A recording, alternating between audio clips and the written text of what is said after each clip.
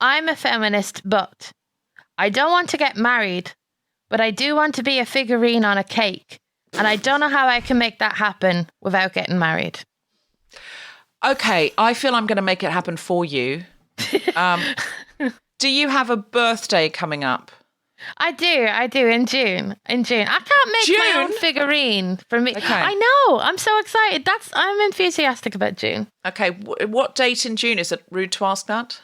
No, it ain't. It's unfortunately, it's the 14th of June. Now, about 6 years ago, I'm very proud of that date. I was at the same birthday as Steffi Graf, but now Trump, I mean, he always had that birthday, but I never knew when his birthday was. But his birthday is the 14th of June. Oh, shit. You've got translation. Okay. Like the Queen has 2 birthdays. I believe, Alison Spittle, you are our Queen in many ways. You can have a second birthday, and I say that birthday should be the 22nd of June. Perfect. We'll write that down. So 22nd of June, I feel like we'll be allowed to be together. Yes. So I'm going to get you a cake. Is it any kind of significant birthday? No, unfortunately. Okay, no. Well, it doesn't matter. It doesn't matter. It is. Do you know why it's significant? Because you're allowed to be in a room with other people. Yeah, and I'm also going to pretend it was the birthday from 2 years ago because last birthday didn't count. We're in lockdown. No, absolutely. This birthday just about doesn't count. Okay, all right. Yeah. So I'm going to get a cake and I'm going to put you on the top. Do you want anyone with you on the top? No, I'll just have myself. Put me in a nice dress. Okay. Put me in a nice dress and a packet of Quavers. Okay, it's going to be you between Steffi Graf and Donald Trump. Cool. Don't move his birthday as well. Leave his birthday on the 14th of June. Fair. 22nd is for me. Yeah, okay, I'm going to make that happen. I'll put a note in the diary. I'm a feminist, but on a recent Guilty Feminist episode, I complained that a listener had tweeted that if they were going to get out the old laminated card and dabble outside their marriage with a specifically with a guilty feminist crush, they wouldn't be able to decide whether to go for Grace Petrie or Tom Salinsky. Now, can you imagine how offended I was? Not even to be in the mix. I mean, it's really upsetting. So I complained about this on the podcast, saying that, obviously I would be beginning legal proceedings. Mm-hmm. And the poor person who tweeted it was like, no, it's just that I'm very similar and, to them and blah, blah, blah. Well, I just respect you too much to fantasize about you because I don't buy that, Deborah. This is my problem all the time. People do respect me too much to fantasize about me, and it's a terrible problem.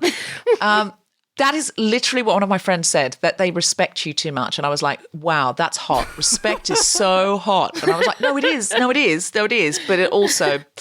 Yeah. I'd love to see like a People magazine, like top 100 most respected people. Like that. Least fancied because most respected. I would definitely make that list. And then, so I am delighted to say that several people on Twitter have popped their head above the parapet and come right out with it and said that I would be their top celebrity guilty feminist crush, the laminated card of friends. And they didn't specifically say they weren't interested in Tom Salinsky and Grace Petrie, but that's how I read it.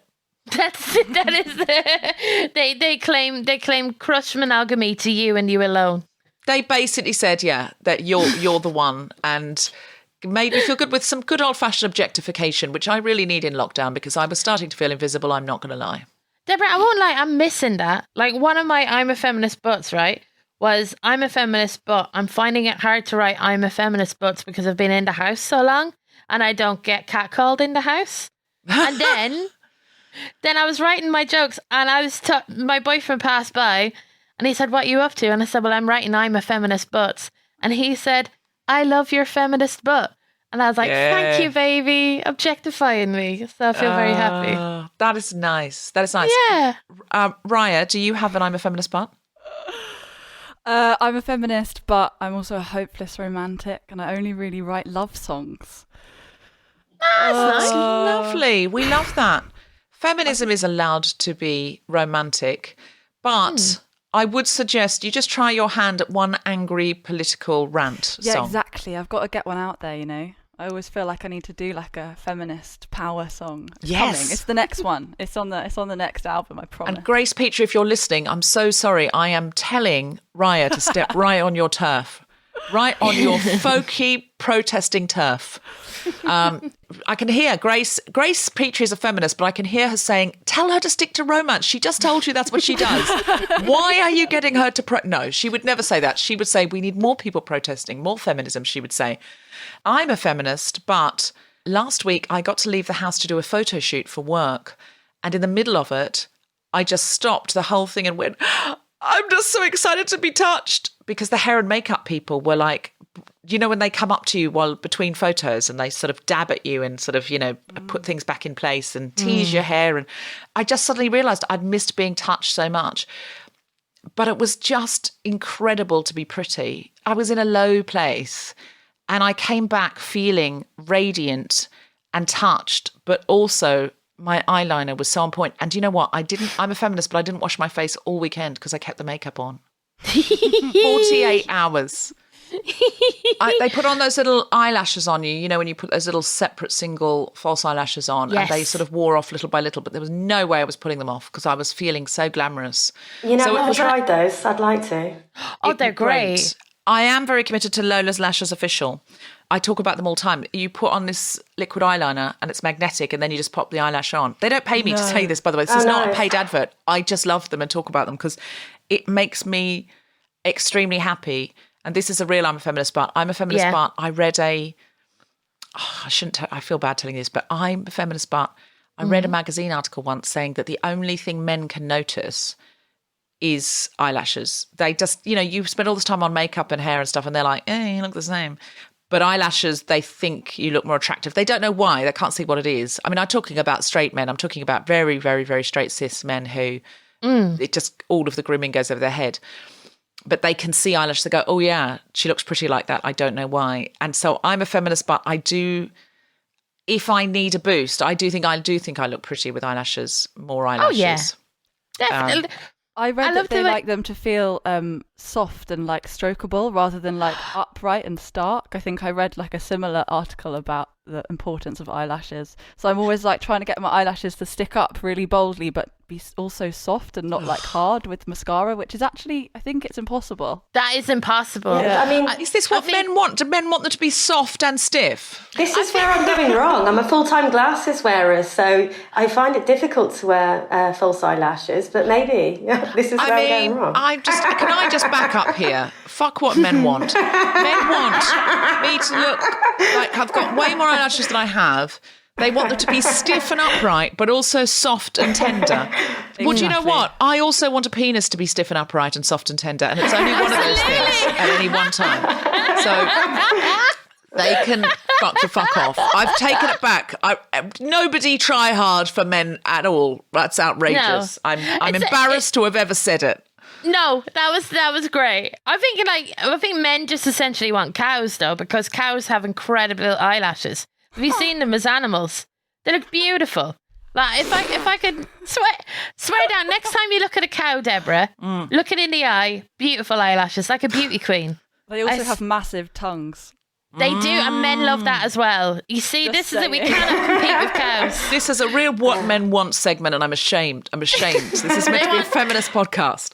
They want 4 stomachs. They want hooves. That's what they want. More impossible beauty standards for women. 4 stomachs. 4 stomachs, but it's got to look flat. Yes. Oh, we want to see the abs, but 4 stomachs inside so that you can have 4 different meals in 4 different pubs and not complain. Well, I want you to eat chips, but also have a flat stomach. No. Do you know what?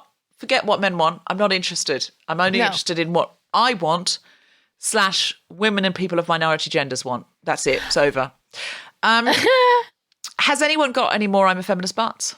I'm a feminist, but when I did a full-on piece about anti-gypsyism and sexism, I was most bothered about a man in the comments who singularly referred to me as eyebrows.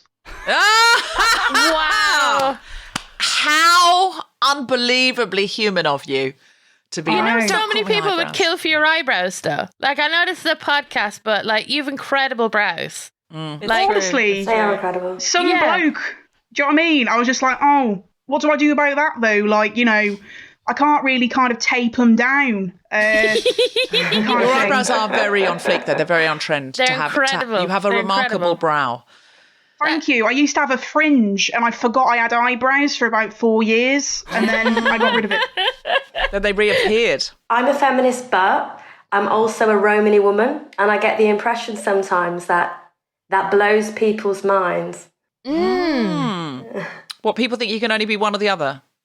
I believe, I think Romany women tend to be depicted in the media as these one-dimensional human beings who don't really have a depth of emotions or experiences. So, I would say I'm a feminist, but I'm also a Romany woman. I'm a feminist, but today I ate some pasta that was called Truly pasta. The shape of it, it's like a female condom, basically. I was looking at it and I was a bit skeezed out by it. And then I was thinking, why am I not skeezed out by the many phallic bits of food that I eat all the time? Like, why when I saw female contraception, to me, I was like, not sure. It was so tasty. It was really good. But I had to... Oh, yeah, you're right. Because there's lots of things like sticks and things like that, like breadsticks. Breadsticks, hot dogs, ice lollies. I mean, I blush when I eat all of it, but don't stop me. They are tasty. Bananas. My residual Catholicism still hasn't stopped me enjoying phallic food. Like, that's the way I feel. Bananas. What else? There's got to be more. Oh, there's lots of things. Lots of things are in a... Yeah, now that you say it, more food is in a phallic shape than is not. Yeah, actually, do you know what? We should get more vagina-shaped food, I think. Listen. That will help with the patriarchy. If that's your passion project for 2021, Alison, I will back it. That is. More pita pockets. That's what I'm saying. What about less hot dogs, more pita pockets? Pizza pockets? Yeah, like pizza. Morrison's do quite a good pizza pocket. Oh, this is good. This is good. Yeah, recommendations. Or like They're a cake nice. Slice is a nice V shape as well. That's quite handy. That's true. And I think I said this on the podcast before, but in Ireland we have this biscuit. It's like very pink and puffy. Got like pink puffy lines. It looks very much like a vagina, to be honest with you. But what about a cream donut? One of those donuts that have a split down the middle and then you pipe the cream in and then you put a little bit of jam where the clitoris is. You see, there we go. Actually, look, I think we're perfectly fine. The patriarchy, we've taken it back. We got the best types of food. They might have hot dogs, but we got those lovely jam donuts. Damn, I want a donut now. From a variety of bedrooms and kitchens via Zoom, the Spontaneity Shop presents The Guilty Feminist with me, Deborah Frances-White, guest co-host Alison Spittle, and our very special guests, Lolo Jones and Lisa Smith, with music from Riah Knight, talking about Romany Women. Woo! Yeah! Woo! You have to facsimile an audience. This is The Guilty Feminist, the podcast in which we explore our noble goals as 21st century feminists and the hypocrisies and insecurities which undermine them. I'm Deborah Frances-White. With me is Alison Spittle, and we're talking about Romany women. We have some incredible guests today, Alison. Yes. Tell me, do you know anything about Romany women? I don't know much about Romany women, to be honest with you. I know Irish travellers, but they're different people, but they're... Yeah, so basically I know nothing about Romany women and I'm excited to learn today. Okay. So, yeah. All right. So yesterday, our government announced that there would be an easing of lockdown because the vaccine programme has worked in Scotland. It's 85% or 95% successful, depending on which vaccine you take. So there are 95% fewer... 85 to 95% fewer hospitalizations. And this means if we do vaccinate our whole population, coronavirus will become something more like a flu, which is manageable and our NHS will not be so overloaded. And I just saw, this is for the official government calendar, on the 8th of March, you will be able to get drunk with one friend in a park. Yes. On the 29th of March, you'll be able to get drunk with 5 other people in your garden. Wonderful. If you had a garden, it's London, lol. April 12th, you'll be able to get drunk in a pub garden with 5 other people. Come on. Oh, Deborah. 17th of May, you'll be able to get drunk inside the pub with 5 other people. Mm-hmm. I mean, what does it matter if you know the 5 people or not? The other people are sitting right behind you. That's whatever. I suppose they've got to make the rules somehow. 21st of June, this meme that I was just sent says, book week off work, get really drunk inside or outside, both, hug everyone and tell them that you love them. Deborah, when am I going to be able to sniff a stranger's armpit? That's what I want to know. That's when I feel this pandemic to be fully finished. I can't wait. It doesn't say on the chart. It's not clear. But I reckon June 21st, you will be in a pub trying to order a drink, and I reckon the pub will be absolutely rammed. I think we should be careful, though. I don't think we should just launch ourselves in the way that this meme is suggesting. I think we do need to be... Oh, we're definitely taking it with a pinch of salt. My dad got his vaccine today, which I'm super excited about. Exciting. Yeah. And the family WhatsApp group is just, it's like he's graduated or something. We're all just going, oh my gosh, that's amazing. And Granddad got his vaccine injection a few weeks ago. So, I mean, there is hope. I know it's hard because hope has been something that we've kind of held and then it's been taken away and then held and then taken away. But I think the thing I've learned from this whole lockdown and pandemic is never let anything take away your optimism, because that is your humanity. And I am optimistic about June, no matter what happens. At least the weather will be nicer. The weather will be nicer, and I reckon it's definitely going to be, I mean, it's got to be better than now, because if Scotland has had around 90% fewer hospitalizations and we get vaccinated, it's going to be the same. So it's got to be. I reckon we're going to be in a theatre. I'm going to hear the orchestra tuning up. Yeah. People are going to be rustling. I honestly don't think we're going to take things for granted. No. For at least 6 weeks. And then we're back to complaining about someone at the cinema stand. He stood on my foot and he didn't even apologise. Yes. Why are they rustling sweets? There's no... If that guy doesn't get off his phone, I'm going to say something. I'm going to say something. I'm not going to say something, but I want to say something. I'm going to say something. That'll be 6 weeks in. But for that first 6 weeks, I think we'll just be so high and loved up on humanity that we will find other people's annoying qualities endearing. Definitely. Definitely. So. I can't wait. I'm very excited.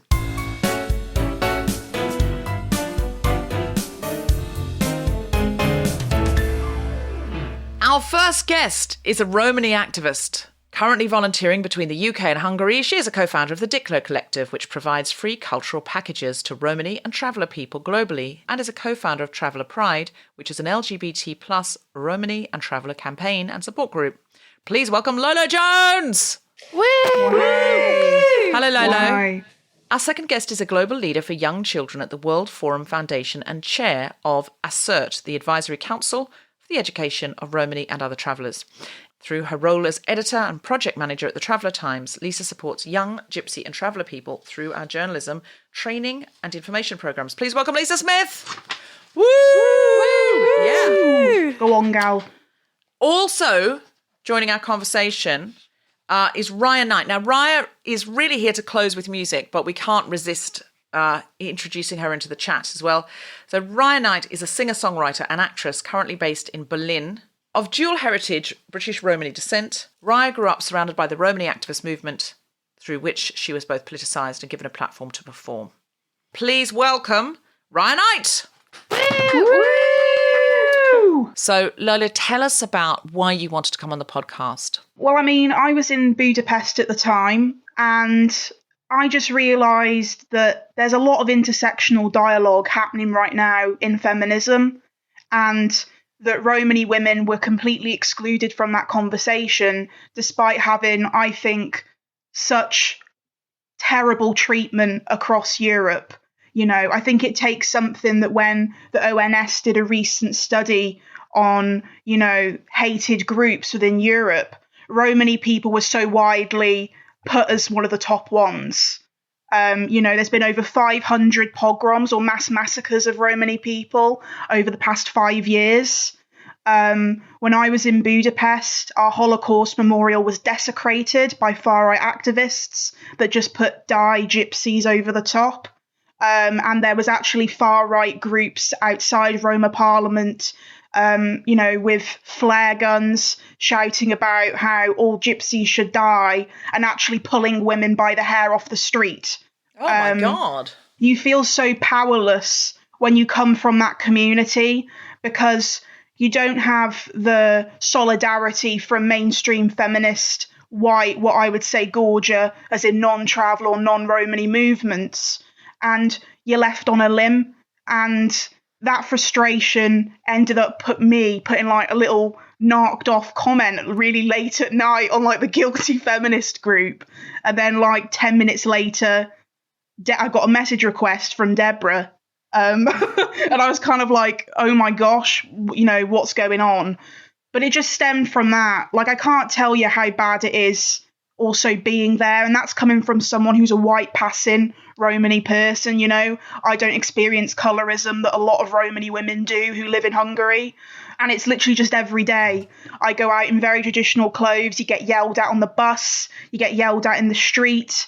You get people following you around places, following you around shops, restricting your rights at every point and centre. And it's so out in the open. Our history also hasn't been recorded by us. It's been taken and exploited by white, upper-class academics who've come into communities taken from us and been able to amass huge wealth and credit from that. Like, our history is very much oral history, and there's that aspect to it as well. Wow. Lisa Smith, can we bring you in?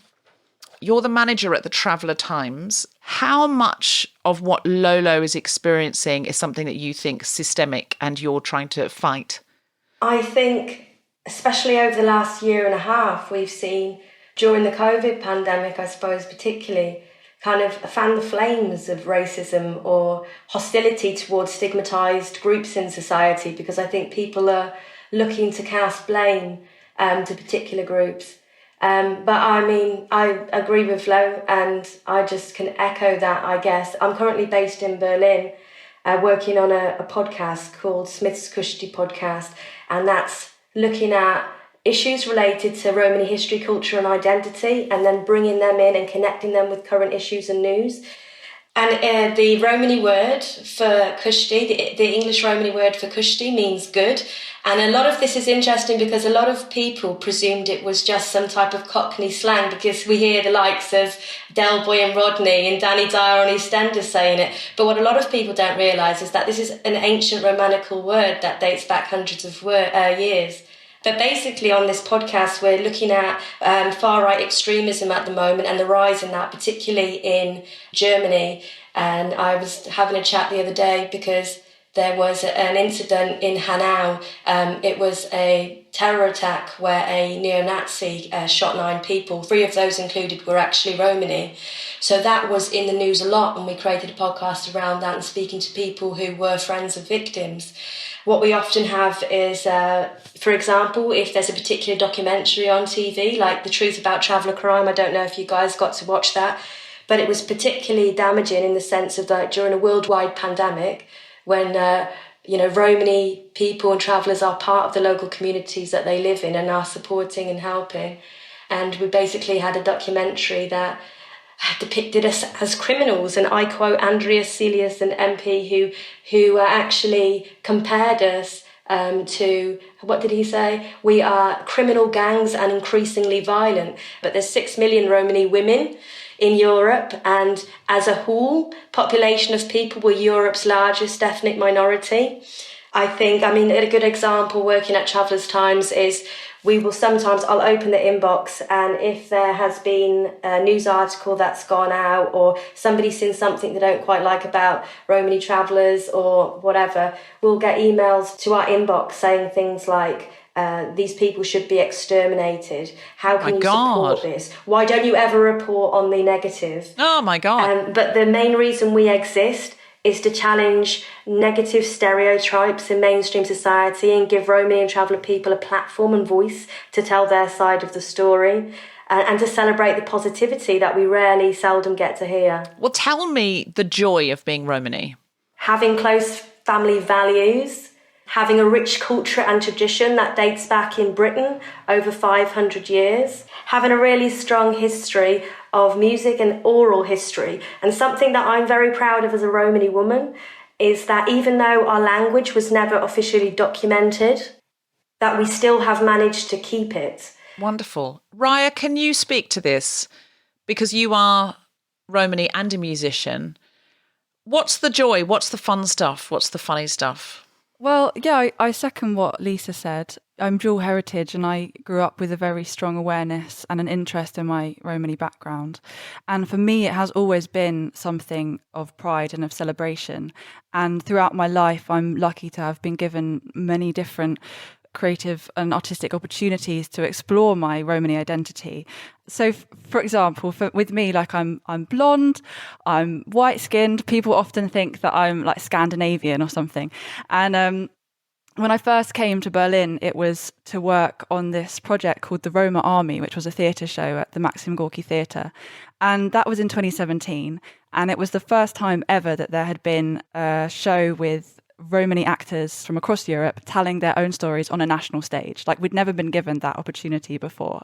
And I think that really speaks to the level of exposure that we're given on a public platform.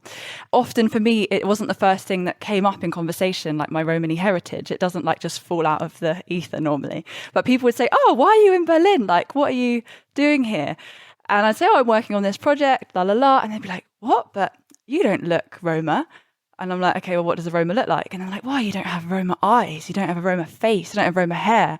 I don't know. And then, or they'd start saying, oh, you're a gypsy. Okay, I knew because you bewitched me with your power. Oh my God. So either way, you start getting these, people just start spurting these racist stereotypes at you, whether they're telling you that you're not a gypsy because they know more about it than you and you're telling them that's your ethnic identity, or they're doing some sort of romanticized, very damaging, overly sexualized stereotype at you as well.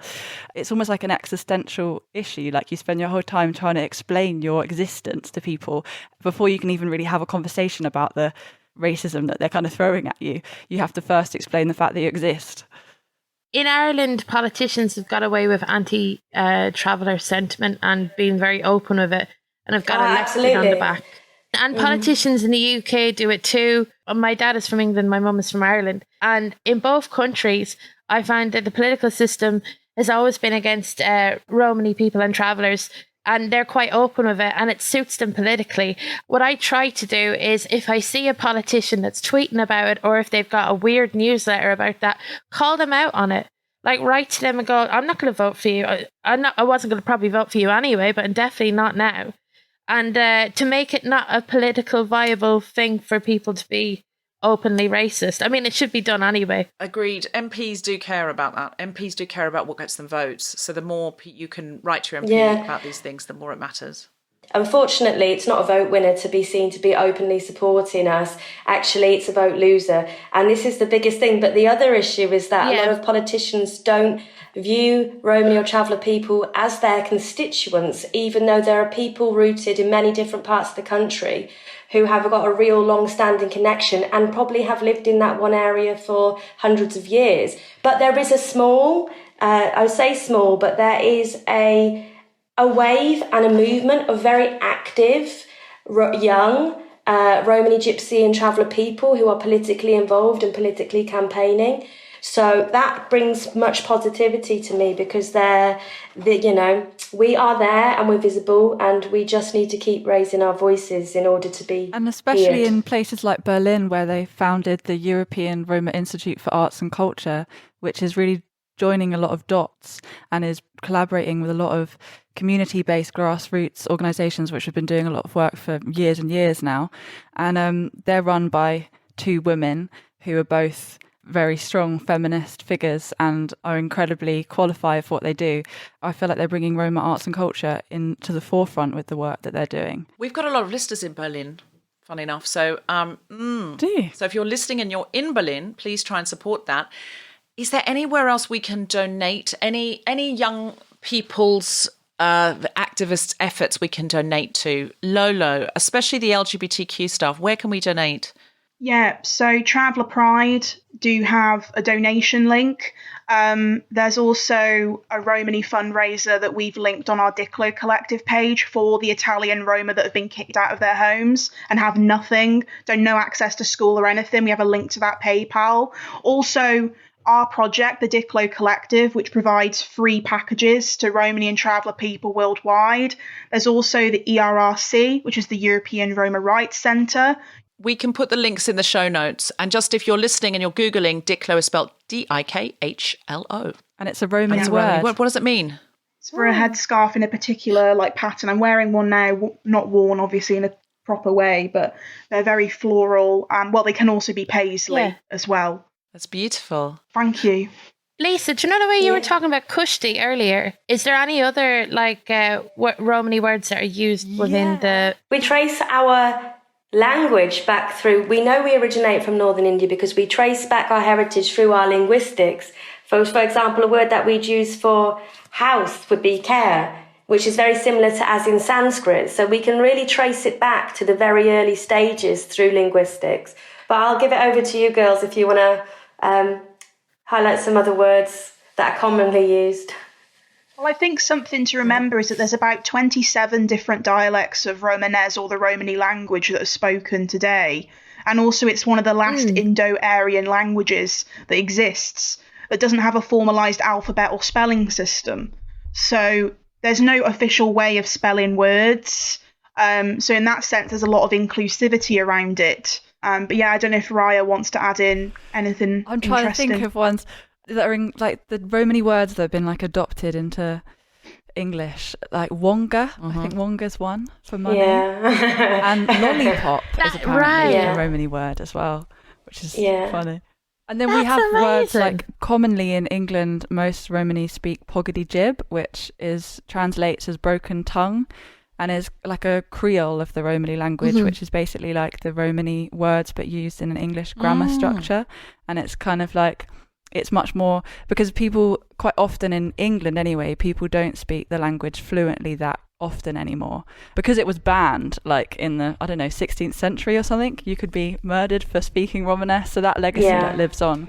Not to say that some people don't speak it, of course, but I grew up with my mum like referring to like certain things in Romanesque, like the yog for the fire, or the juk is the dog. I don't know, there's loads. Tuvla for tobacco.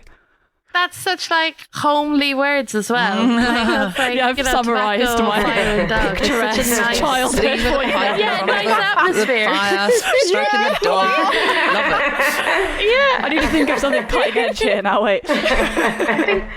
Something that's important to know, lovely. though, also It's just to lovely. add in, like, a bit wider than the subject of Romany people, but just to understand there's a lot of different groups within the UK that come under these different categories of GRT, which is like Gypsy Roma Traveller. You have like Roma communities from like the Balkans. You have Scottish travellers. You have Irish travellers. You have Welsh Romany people that have their own dialect. You have Sinti people. You have Bargy folk who like traditionally lived on boats. You have showmen, the showman community, and all of that. Like, there's a lot of diversity, and I think this comes down to the issue of how the media has historically. It has a lot to answer for, to be honest with you. Like, My Big Fat Gypsy Weddings is the racial caricature that we have to live against. And it shows no diversity. People don't talk about how the show exploited families that were financially struggling and told them what to say and what to do and how to put across their identity, orchestrated situations. It's not representative of the lived reality of Romany and wider traveller people. We're such diverse communities that are so different in culture. And this is the thing with like Channel 4 and stuff, is now they try and give us this ruse of being there for equality. But then when our own community members go in for like a diversity watch and tell them about problems in it, they then say, oh, we can't make any changes. Oh, that's just how it is. Or they come into our communities, take photos of us, and then they get celebrated for taking pictures of us. And it's like, well, that's not the diversity. The diversity is having Romany and traveller photographers or people getting paid for their time who are from the community making these changes. And I think that that's something to add. Oh, and something I do want to say as well about something beautiful about Romany culture is, as a plus size woman, you're very restricted often in general with your shops. You have Evanses and everything's all bland and dark, and you're just restricted to being like a shapeless like fridge. And it's like, you know, when you go into like traditional clothing like what I'm wearing today, it's bold and you're not restricted on any sizing whatsoever in like what you can express yourself with. So like, for example, I make a point of buying specifically from Romany businesses, getting traditional garments, usually from Balkan Roma people.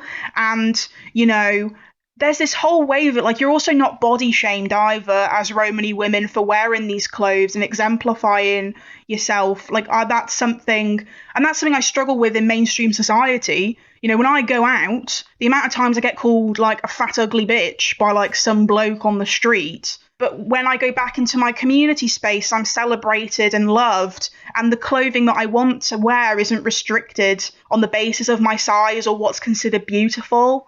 So, fascinating stuff, and very, very, so much to think about. And just on that point, Deborah, if anybody is looking to find out more about what these words are and what it consists of, Gypsy, Roma and Traveller, Traveller's Times made a short, just really accessible animation that explains just that. And can we do a link in the show notes to that? Yeah, that would be amazing.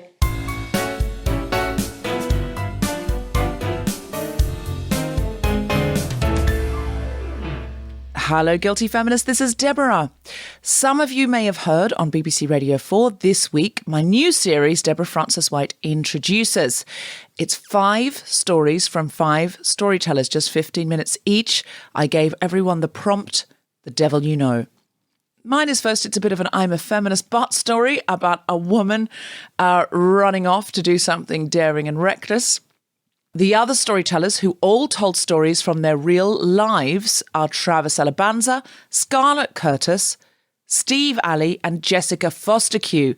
They are all completely stunning. And you know all of those people from the podcast. Mark of quality, gang. So go to BBC Sounds and listen now. If you are craving more Guilty Feminist live streaming after the last show that we did, don't worry, we've got you covered. On Monday, the 19th of April, we'll be recording an episode of the podcast. And although you can't be with us in person to clap and cheer, laugh and cry, you can join us via the magic of the internet by buying a ticket for the live stream. Your ticket gets you an instant live audio and video connection to everything that goes on while we're recording, including all the best bits that get cut out of the final podcast. And you can comment along via the chat and maybe have your contribution read out or your question answered. And if you can't be there live because it's the middle of the night where you are, you can get access to the video for 72 whole hours. So it's The Guilty Feminist at King's Place, 7:30 p.m. UK time on Monday, the 19th of April. To get your tickets, go to kingsplace.co.uk or follow the link on guiltyfeminist.com. And just a word for British listeners to say the policing bill that we talked about last week in the podcast that we would love to kill, and if we can't, we must amend. Do you remember us talking about the fact that it is in part designed to make life more difficult for travelling populations and to give the police greater powers to move on Romany people and travellers who are nomadic? Do you remember that? Well, this episode on Romany Women was recorded before we knew about the policing bill. So our guests have asked us, could we mention to you how important it is to fight this bill, and if it can't be killed, to make sure the amendments don't allow life to be made even harder for Romany women and all travelling people. Thank you. And now back to the podcast.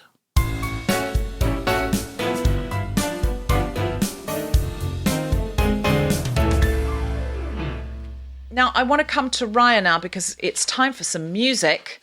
Riah, you are a singer-songwriter, as we said. You made your first step into theatre, working for Berlin's Maxim Gorky Theatre.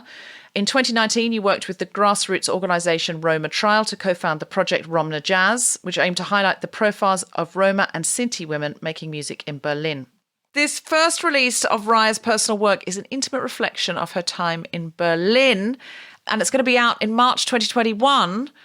Riah, are you ready to take it away and give us some beautiful music? Oh, God, yeah, I will do my best. So, as this was an episode about Romany women, I wanted to sing a traditional Romany song for you today, which is not what I would normally do in one of my gigs, but actually as we talked about earlier in this episode, like the Romany history is still mostly not written, and it's a history that we largely tell through song, and we have a very strong oral tradition of song, and because of that we've kind of become the song keepers, I would say, in the UK, because we're now some of the last people that sing these old traditional folk ballads, and they're often sung a cappella.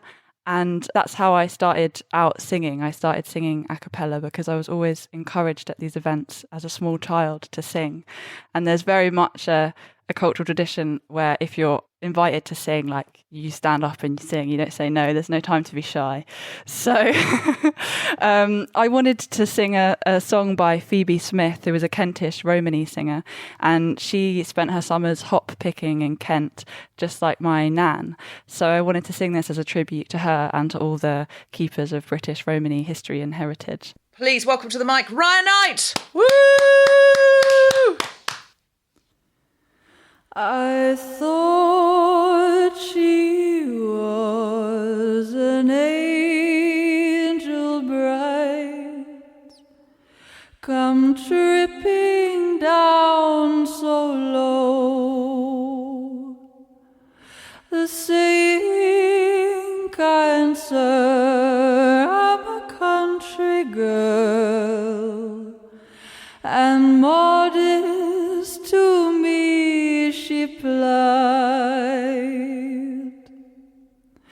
and I daily labored for my bread down by the tan-yard side. She's the neatest little country girl that my two eyes did see, and she'd make a man a bonny bride down by the tan-yard side. So red and rosy were her cheeks, and coal black was her hair,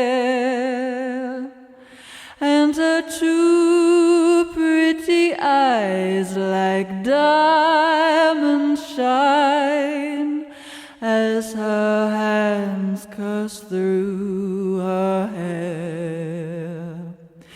It is 12 long months since first we met, so early in the spring, when the small birds they do whistle and the nightingales do sing.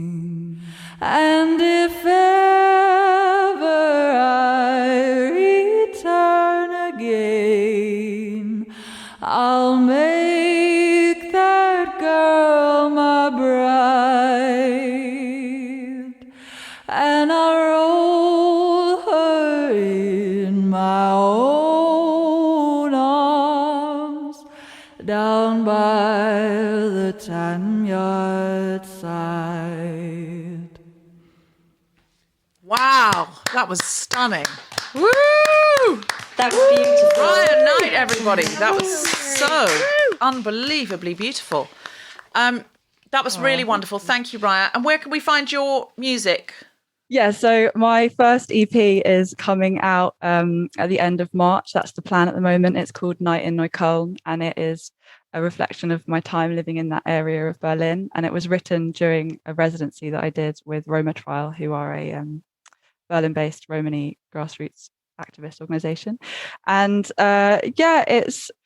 it's quite like I feel like it's quite intimate EP. It's all quite like raw tracks that are not like very produced, and I'm really excited to get it out in the world, and it'll be on all the streaming platforms that you can desire.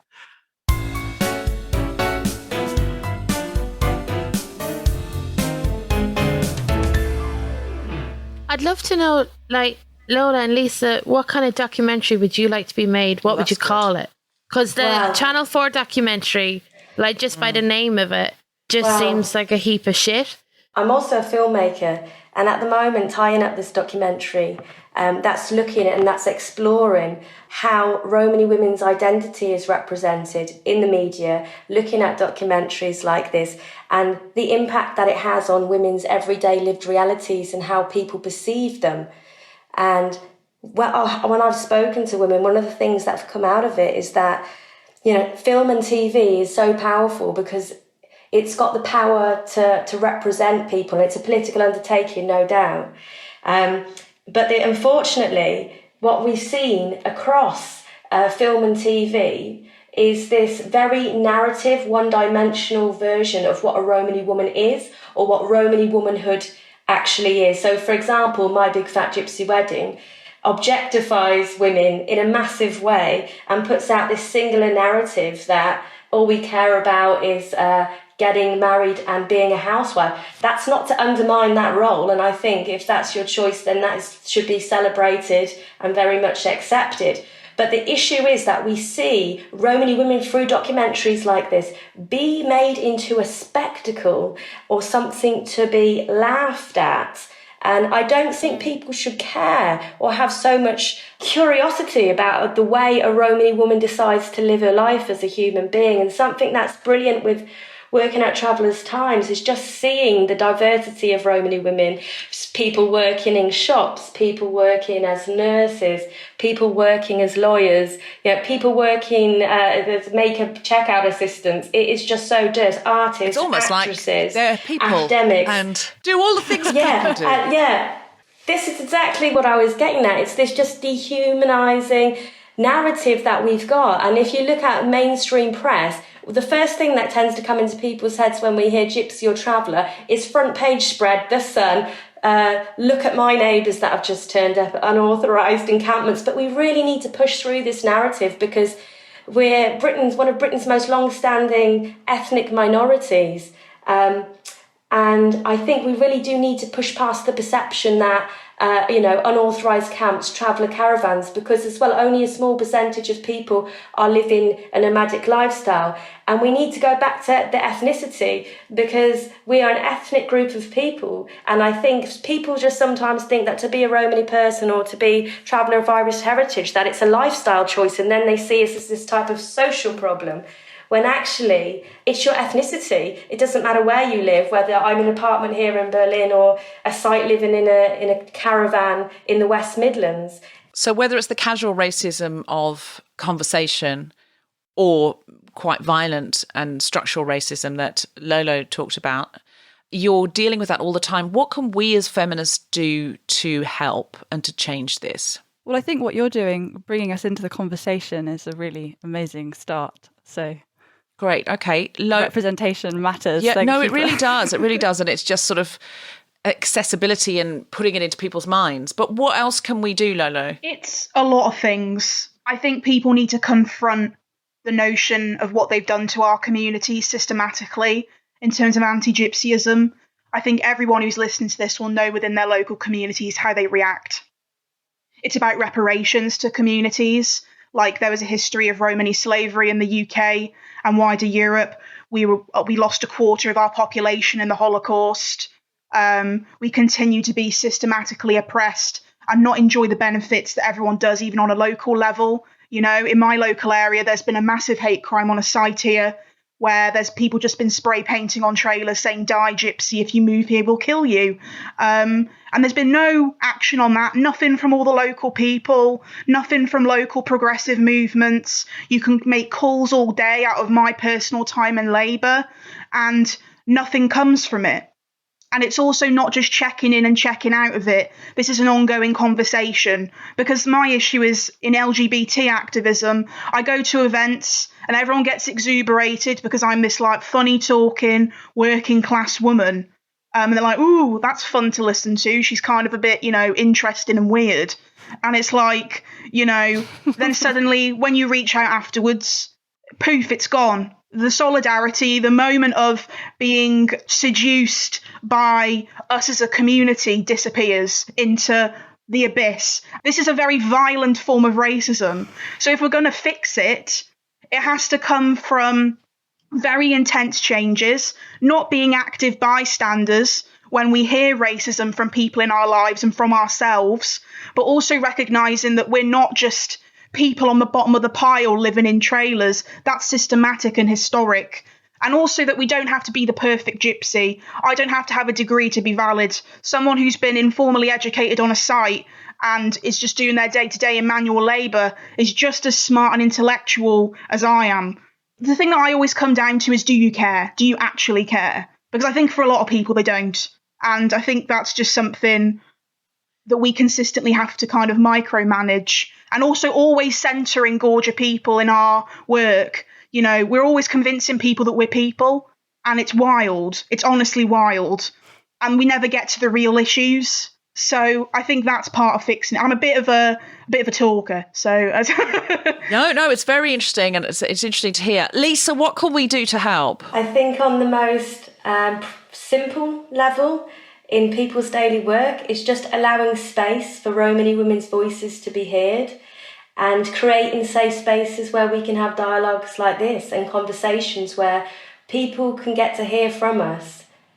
So if you're listening to this and you have a platform and you think, oh, I'd like to platform one or more of these women or other Romany women in my community, you can reach out to guiltyfeminist@gmail.com. But I really wish, like the BBC and Channel 4 and ITV would have more of these issues on and would fairly and openly platform people. If you work for some kind of mainstream media and you have influence there, could you please consider it? Use that influence. If you're a feminist, use that influence. But if you have a blog, if you have a podcast, if you have something where you think, yeah, I could platform somebody, it's really worth doing. And one thing that we used to have before COVID, and we will have again after COVID, we had a show called Global Pillage, where we had comedians on from different backgrounds. And I don't think we ever had anybody Romany on. And that seems now like to me a massive oversight. And so I would love for one of you to come on when we start Global Pillage again, or more than one of you. Why can't you all come on? So can we keep, my question to my listeners now is, can we keep this rolling? The more times you can platform a Romany woman or a Romany person and in some way or another facilitate her to speak about her ethnicity, but put her humanity before her identity, the more we can do that, the more perceptions will just change. So if you are writing a sitcom right now that's going to be commissioned, can you include a Romany character played by a Romany actor, and can you consult with that actor to make sure that script is truthful? If you are booking a panel show, if you're writing on your blog or whatever, can you find different ways to represent? And can we keep it rolling from this podcast here tonight? But also, like, to understand that we're also intersectional. Like, for example, as someone who's a lesbian and is also Romany and is also Jewish and is also mixed, like, you know, I'm someone that also comes with a lot of privileges, but also a lot of intersectionality. The thing is that a lot of, I find, especially with women as well, is they try and kind of assert the legitimacy of your gypsiness, let's say, based on stereotypes. So, like, for example, people say, oh, I never saw anything gypsy in your house. And it's like, what do you want my mum to be doing? Smoking a cigar, playing the accordion, you know, playing the spoons on her head. And it's like, you know, that's not how it is. And also, what are they looking for, tambourines, or what are they looking for? Exactly. Like, this is the problem. But then it's also just that there's also issues like LGBT stuff as well. Like, I work for a campaign group which it gives immediate aid to travellers or Romany people who are struggling. And the consistent issue is that NGOs made for LGBT issues are not equipped in any way to deal with traveller and Romany people who need immediate help then and there, safe housing, somewhere to go, someone to help them liaise with the council, totally unprepared. We had a young person who had a threat on their life, who was a trans member of the traveller community, and the police misgendered them. The police was completely dismissive of them as also an underage person. And It was us having to do it. We had to do all the work. And it's like, as much as I'm happy to be doing all this, like I'm also, a queer person myself where it's a lot to emotionally handle. And it's like no one's ready for it. At London Pride, we even had gorgeous white gay men asking me to kiss them on the cheek for luck and read their palm. And it's like, I have ownership over my body as a Romany woman and as a queer woman. And it also comes into topics around like this idea of the seductive gypsy woman. And what people don't realise is because they think we're a primitive people and we haven't had this progress, and they try and justify their racism using progressive politics, is they don't understand that the reason for that is when Romany women first came to the UK, people had never seen women who wore clothes that was comfortable for their bodies, already had jobs whilst being married, already had communal raising of children, and also already had the fundamentals of a welfare state. Because like if someone else was struggling in your community, then someone else helped. And then people then try and turn it around and say that we're the people that are primitive, we're the people that don't have feminists. And like it's something that really bothers me in my own work, but also just you constantly have gorgeous people trying to tell you if you're gypsy enough for them, but that never saves you from anti-gypsyism. No matter how much they try and say to you, you're not gypsy enough in my own head, it doesn't save me on the streets of Budapest, doesn't save me when my mum's working or anything like that. It never saves you. And I think that's something that's quite hard to handle as a community, is this consistent trauma all the time, consistent. So we need to campaign and make sure we're writing to our MPs, especially if we know we have Romany travellers in our area and our constituency, to look for more government support and to fight both the violent and the casual bigotry. It's not okay for people at Pride to be coming up and asking for Lucky Heather. Is there anything anyone came to say that they didn't get to say?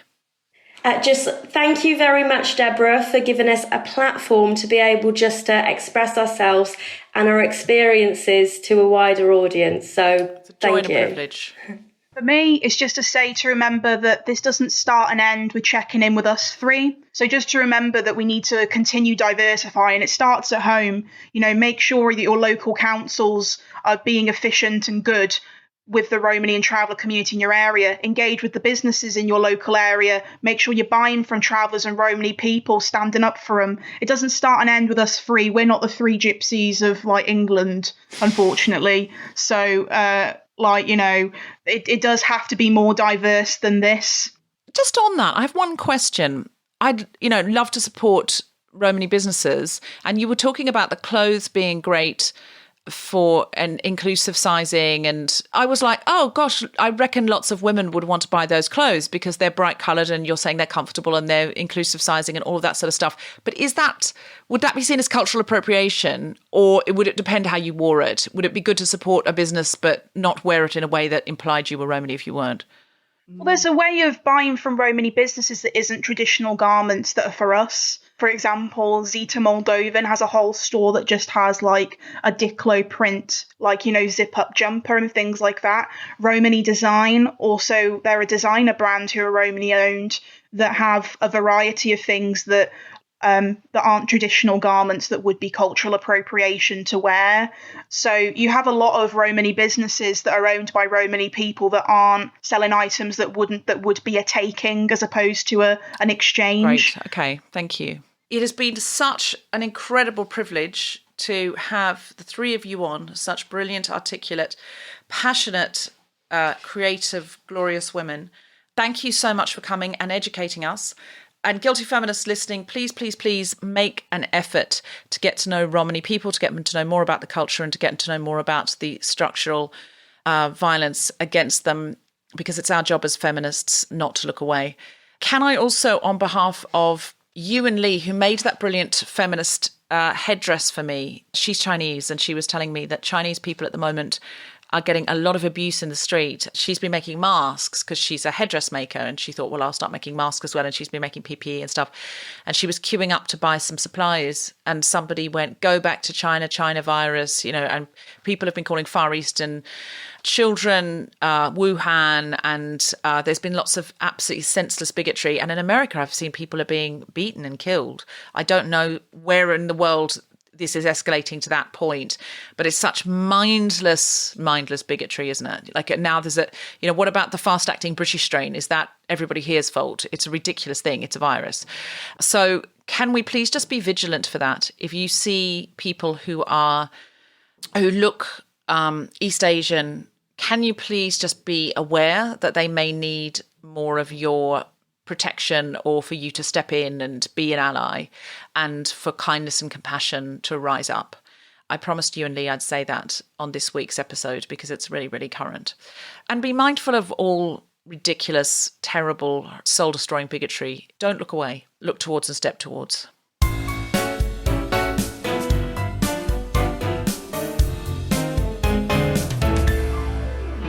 Alison, can I ask, do you have anything to plug?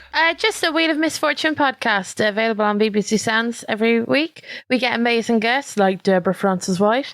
And I really love doing it. I love making podcasts. Do you know, I was asked by The Guardian to recommend the funniest podcast, and I recommended you, and they went, no, someone else has already recommended them. You can't have them. Deborah! Like, genuinely, it's the best thing out of lockdown. It's been horrible, and I just love doing it with my mate and stuff, so it's such a nice thing. Right. Guys, by the way, it was so much fun chatting to you. Like, really I want to reinstate that. Like, it's all good going, but it was so much fun, and I learned so much, and, thank you so much. Like, it was just a lovely way to spend an evening. Totally. Just thank you very much. Great women. Yeah, thank you very much. Really, really appreciate it. And I kind of want to say I'm sorry feminism's let you down. But I feel it has. You can say that. Yeah, it lets down a lot of people, and that's why we should aim to do better. No one's perfect. And can I reiterate, I do think sort of making people central and just making it a regular practice to platform and have Romany women as guests is very, very useful. So if you're listening to this, and I know a lot of media people listen to this, and a lot of creators listen to this. So if you want to book any of these women, we will put their details in the show notes, or you can email guiltyfeminist@gmail.com if you'd like an introduction, if you've got something relevant. And can you pay them, please? Don't ask them to do things for free. Yes. Because they do lots of stuff. Lots of their activism kind of, I assume, has to be free in some ways because it is sort of provoked by oppression. So if you've got any kind of budget at all, or you can find some, or go and just, pay a man some less or something, that'd be good. Just try and keep it rolling, because you've heard this and you've gone, oh my God, that's interesting, and I didn't know, and I had no idea, and blah, blah, blah, blah, blah. So the people that you talk to don't know either. So talk to them, share this podcast where you can, tell other people about it, just get it out there a little bit more, and do think about it. If you're someone who publishes books, or if you're somebody who has some kind of platform, even if it's only a Twitter account, but you could start retweeting Romany accounts, that would be something. You don't have to be running Channel 4. But Ian Katz, if you're listening, be great to have a documentary. Tom's saying cut that out, but I'm saying don't. I've got no bridges to burn with Ian Katz. So Ian Katz, if you're listening, maybe commission some documentaries where Romany artists and filmmakers are in charge of that camera, because I think it would be an interesting retort to what you've got. Right. And I think it would be seen as controversial and edgy and all of those things Channel 4 is. I think it would be a great thing to do. So if you work in the docs department of Channel 4, or you are in fact Ian Katz, please consider that. Consider that strongly. And I think you will agree that all of these women would make brilliant artists and documentarians, or maybe even commission something scripted about the Romany population. It's what changes things. Thank you very much. Lolo! Woo! Woo! Lisa! Woo! And incredible Alison Spittle! Woo! And to play us out with a song from her new album, it's Riah Knight!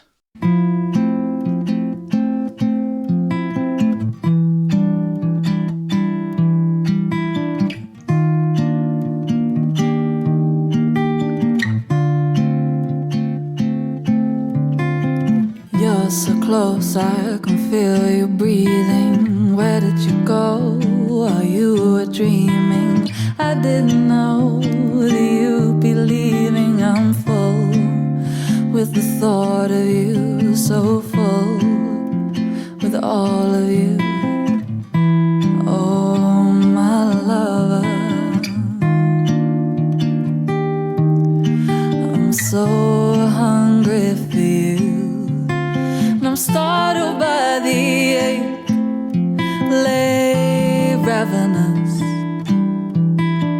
in the empty space, still warm from your shape, singing my lament to love, my lament to love, in the vestige of another morning lost for us. These highs, I'd rather feel them all than feel nothing at all and lose you to the world. These highs, I'd rather feel them all, the rush and then the fall, and lose you to the world. You're like clean water and salty air, the mellow incense that rises with prayer, as night to the dawn, I'm endlessly drawn. Oh, my love, I'm so hungry for you. These highs, I'd rather feel them all than feel nothing at all, lose you to the world. These highs, I'd rather feel them all, the rush and then the fall, lose it to the world, sing my lament to love, my lament to love.